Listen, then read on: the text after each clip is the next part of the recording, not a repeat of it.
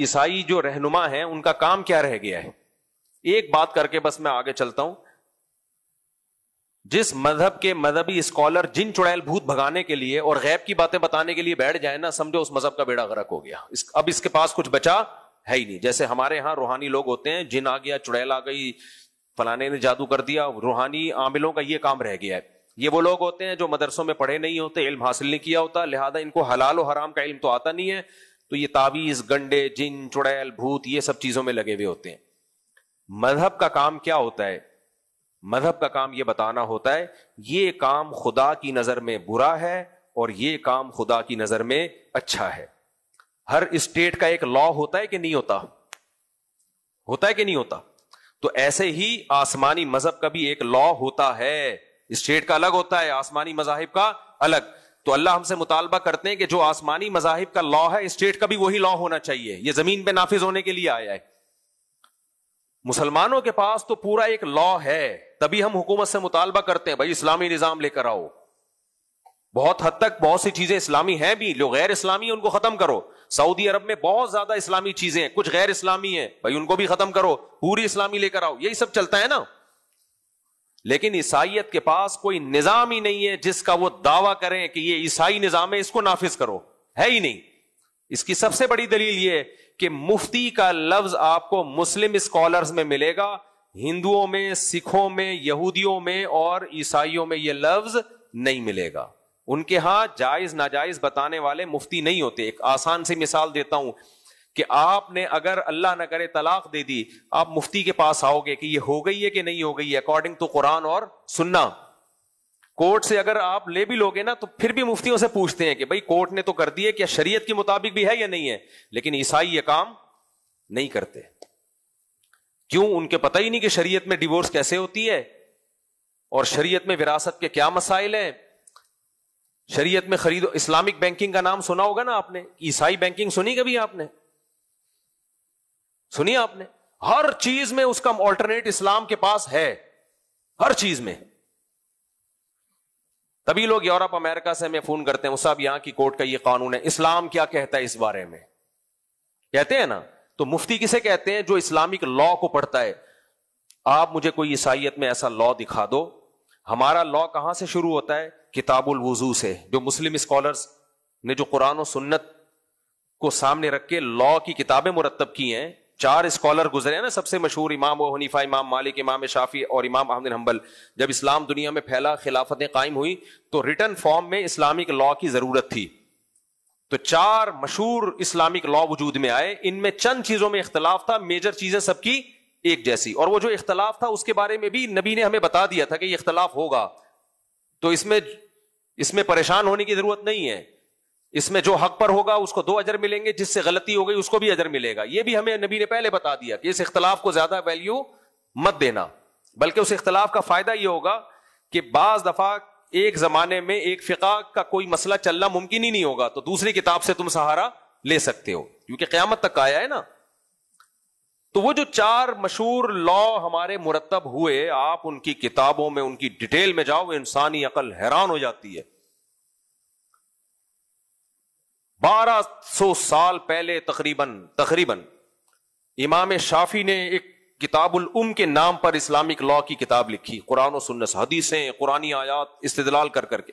اس سے پہلے امام ابو حنیفہ کے شاگرد امام محمد لکھ چکے تھے 6 کتابیں. یہ لوگ کہتے ہیں نا امام حنیفہ کی کوئی تصنیف نہیں ہے، تو اس سے کوئی فرق نہیں پڑتا. امام حنیفہ کے شاگرد کی جب ہے، جس میں ابو حنیفہ رحمہ اللہ کے اقوال نقل کر دیے، تو اس میں کیا جا رہا ہے کہ وہ خود نہ لکھنے سے کیا ہو گیا، ان کے شاگرد نے لکھ دی نا. تو ان کے شاگرد نے پوری کتاب 6 کتابیں لکھی جو اسلامک لا. وہ کہاں سے شروع ہوتے ہیں؟ پھر امام مالک کی کتابیں ہیں، امام احمد ابن حنبل کی کتابیں ہیں. تو یہ صرف لکھی نہیں گئی، ہزاروں، صدیوں، 1000 سال سے زیادہ یہ دنیا میں راج کیا ان کتابوں نے. ان پر فیصلے ہوئے، عدالتیں چلی. ابھی خلافت عثمانیہ کا خاتمہ 1922 میں جا کے ہوا ہے، 1920-22 میں، تو جا کے اسلامک لا کو زوال آنا شروع ہوا ہے. لیکن اب بھی مفتیان کرام وہ لا پڑھتے ہیں، اور ایسا نہیں کہ بالکل ختم ہو گیا. اب بھی بہت بڑا حصہ اسلامی ملکوں میں اسی کا نافذ ہے، اسی کا چل رہا ہے، اسی کو فالو کیا جاتا ہے. لیکن کیا عیسائیت میں ہے؟ اور وہ لا آپ دیکھو کتاب الوضو سے شروع ہوتا ہے، طہارت کے احکام، پاک کیسے کیا اپنے آپ کو کیا جائے گا، پھر اذان ہے، پھر نماز ہے، پھر زکوٰۃ ہے، پھر زکوٰۃ کے ڈیپ میں جا کے احکام، پھر روزہ ہے، پھر حج ہے، پھر ریاستی قانون ہے، کتاب الحدود ہے، سزاؤں کا باب الگ ہے، حدود کا باب الگ ہے، تعزیر کا باب الگ ہے، پھر عدالتی قوانین کا باب چیپٹر الگ ہے. اتنی فقہ کی کتابیں آپ لے کر آتے ہو نا اسلامی قانون کی، کبھی آپ آؤ جامع الرشید خوشبو لگا کے تو میں آپ کو دکھاؤں، یہاں سے یہاں تک ان کی جلدیں ہوتی ہیں، بال سفید ہو جاتے ہیں مفتیوں کے وہ پڑھ پڑھ کے. ایسے نہیں بن جاتے مفتی بیٹھے بیٹھے ٹیشن پڑھا، ایک چینل بنایا، چل بھائی پھینکتا رہے بیٹھ کے. تو اتنی بڑی بڑی کتابیں، پوری پوری زندگیاں گزر جاتی ہیں. یہ روحانی علاج کے ٹوٹکے تھوڑی لکھے ہوتے ہیں ان کتابوں میں، اسلامی لا لکھا ہوتا ہے، قانون لکھا ہوتا ہے، تبھی مفتیوں کے پاس ہر مسئلے کا جواب ہوتا ہے. لوگ مجھے کہتے ہیں مفتی صاحب، میں نے جب یہ اپنا چینل بنایا نا آسک مفتی طارق مسعود، یہ 5-6 سال پہلے بنایا تھا، تو جو ایم سی این والے تھے وہ میرے پاس آئے، کہنے لگے اتنے مسائل لوگ آپ سے پوچھیں گے کہ آپ ہر ہفتے 40-40 منٹ کے 2 ایپیسوڈ ریکارڈ کروا دو، اتنی دنیا سے لوگ سوالات پوچھیں گے، اور وہ سوال بھی اسلام سے متعلق کہ یہ جائز ہے یا ناجائز ہے، یہ حلال ہے یا حرام ہے، ایسا کر لیا تو کیا سزا ہے، ایسا کیا تو کیا اس کا کفارہ ہے، وغیرہ وغیرہ، جو پورے اسلامک لا ہوتے ہیں. اس نے کہا یہ چلے گا کیسے، اتنے سوالات آئیں گے.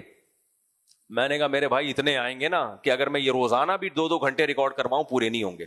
آپ دیکھ لو میرا چینل چل رہا ہے، لوگ کہتے ہیں 3-3 4-4 مہینے بعد ہمیں جواب ملتا ہے، اور ابھی بھی سوالات کی اتنی بھرمار ہے کہ آپ کی سوچ ہوگی سمیٹنا نمٹانا مشکل ہو رہا ہے. اس لیے ہم ایک دارالفتہ بھی بنا رہے ہیں. اب بڑے بڑے مدارس میں مسائل کا دارالفتہ ہوتا ہے نا، مسائل آتے ہیں، تو ہم نے بھی سوچا بھی پورا ادارہ بنا دوں میں اس کو. تو کیا اس میں جن چڑیل بھول بھگانے کے سوالات ہوتے ہیں، گنجے کے سر پہ بال کیسے آ جائیں. آج مذہبی رہنماؤں کا یہی کام ہے، اس کی بیوی بھاگ گئی وہ کیسے واپس آئے گی، وہ بیمار ہے وہ کیسے ٹھیک ہوگا. اس میں ہم کیا کہتے ہیں، یہ ڈاکٹروں کا شعبہ ہے، یہ مفتیوں کا شعبہ نہیں ہے.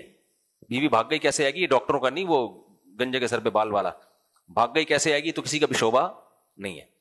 تو یہ تو موٹیویشنل اسپیکر آپ کو ہو سکتا ہے کچھ بتا دیں. مذہب کا شعبہ کیا ہے، حلال و حرام، جائز ناجائز.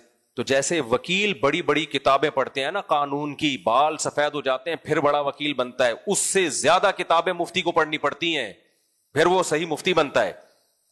تو یہ عیسائیت میں کہاں ہے میرے بھائی، کہاں ہے میرے بھائی.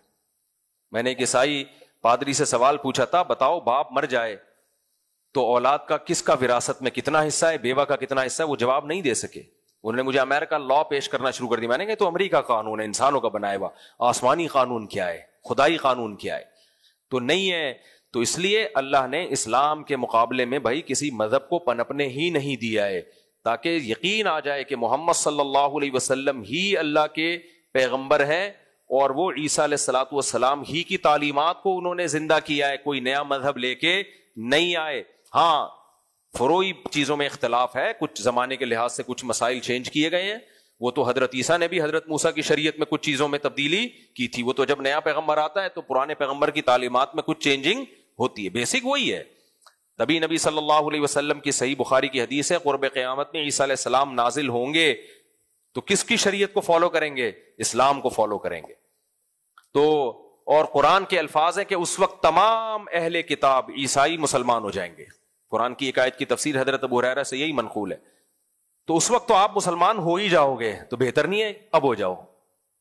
اس وقت تو ہو ہی جاؤ گے سب، جب حضرت عیسیٰ خود آ کے گواہی دیں گے بھائی محمد صلی اللہ علیہ وسلم سچے پیغمبر ہیں اور اسلام برحق ہے، میں بھی اسی کو فالو کر رہا ہوں. تو پھر تو عیسائیوں کے پاس کوئی آپشن ہوگا ہی نہیں. اور یہ چیز بھی عیسائیت میں اور اسلام میں مشترک ہے. عیسائی بھی اس کے قائل ہیں کہ عیسیٰ علیہ السلام آسمانوں پہ زندہ ہے، قرب قیامت میں نازل ہوں گے. اسلام بھی اس کی تصدیق کرتا ہے. فرق کیا ہے کہ عیسائی کہتے ہیں ان کو سولی پہ لٹکایا گیا، اسلام کہتے ہیں نا سولی پہ نہیں لٹکایا گیا ان کو. لیکن اس میں دونوں مشترک ہیں. عیسائی بھی کہتے ہیں حضرت عیسیٰ آسمانوں پہ زندہ قرب قیامت میں نازل ہوں گے، اور مسلمان بھی کہتے ہیں. لیکن اسلام کہتا ہے وہ قرب قیامت میں نازل ہو کر اسلام کو فالو کریں گے. کس کو فالو کریں گے؟ اسلام. تبھی میں لوگوں سے ایک بات کہتا ہوں، حضرت عیسیٰ بھی 4 شادیاں کریں گے. سمجھ رہے ہو؟ یہ ہو نہیں سکتا کہ محمد صلی اللہ علیہ وسلم، آپ کتنی بھی عیسائیوں کی کتابیں دیکھ لو، پچھلے پیغمبروں میں شاید صرف ایک زکریا علیہ السلام ہے اور ایک آدم علیہ السلام ہے جن کی ایک بیوی تھی، باقی تو ہر پیغمبر کی ہمیں بہت ساری بیویاں ملتی ہیں. تو یہ کیسے ممکن ہے کہ عیسیٰ علیہ السلام بغیر نکاح کیا آسمانوں پہ چلے گئے اور اللہ نے آپ کا نکاح کرایا ہی نہیں اسی وجہ سے؟ اللہ کو پتا تھا آئیں گے تو پھر ہوں گی ان کی صحیح، ان کے کثرت سے نکاح ہوں گے. تو یہ سب چیزیں کامن ہیں. تو اسی وجہ سے قرآن نے عیسائیوں کی صورت میں ایک تعریف بھی کی ہے